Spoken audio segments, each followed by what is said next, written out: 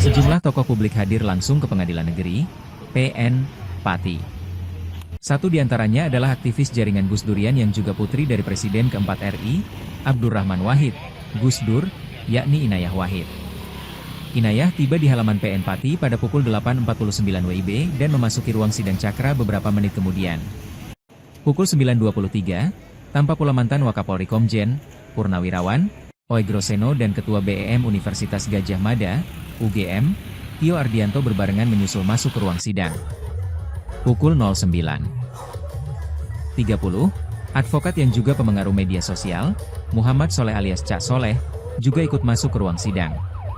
Para tokoh publik ini datang untuk mengawal sidang pembacaan putusan atau vonis terhadap dua pentolan Aliansi Masyarakat Pati Bersatu, AMPB, Supriyono alias Botok dan Teguh Istianto alias Pak RW.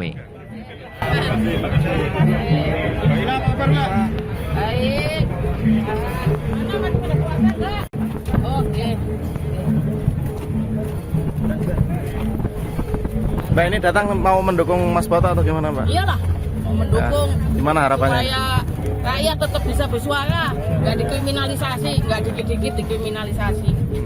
Ini hanya mereka. Berarti ini bentuk kriminalisasi? Ya iyalah, kan harus dilihat lingkupnya itu harus dilihat luas gitu loh, jangan dilihat sepotong-sepotong. Terus, ya. Tadi subuh. Harapannya bebas apa ya? Apa? Harapannya bebas. Karena kalau enggak ini akan jadi presiden buruk untuk suara rakyat Indonesia. Nanti ikut masuk ke ruang sidang Mbak? Iya, insya Allah masuk. Dan masyarakat. Jadi ini jangan dilihat sebagai sesuatu yang parsial, harus dilihat keseluruhan. Jadi apa namanya? Ya bahwa ini aksi reaksi. Ada respon-respon akibat tindakan perangkat negara yang memang banal dan tidak pada tempatnya, ngawur gitu. Jadi kalau kemudian ini dianggap provokasi, lah kenapa kok perangkat negara yang sukanya ngomong awur-awuran, arogan, nggak taat hukum, dan bahkan sekarang terbukti memang dicopot KPK gitu loh, kok nggak dianggap sebagai provokasi? Itu provokasi, tapi mereka nggak pernah disalahkan. Kenapa malah yang protes sebagai pemiliknya negara ini, lah kok malah selalu dianggap menyalahi aturan, dianggap kemudian seenaknya, dianggap mengganggu tata tertib. Loh, emangnya korupsi segitu banyak nggak mengganggu tata tertib kan? Menyakiti hati masyarakat, merugikan mereka, emangnya nggak mengganggu tata tertib? Memangnya nggak provokasi? Tapi kok nggak dilihat secara keseluruhan, selalu dilihatnya parsial. Nah ini yang paling penting. Makanya ini solidaritas teman-teman jaringan Gus Durian, termasuk keluarga Abdurrahman Wahid, untuk mendukung supaya masyarakat tetap bisa menyuarakan aspirasinya. Kita tidak melihat jikanya keputusannya nanti. Makanya kita lihat. Kalau putusannya tidak bebas, ya itu akan jadi presiden buruk untuk demokrasi kita. Saya nggak tahu ya.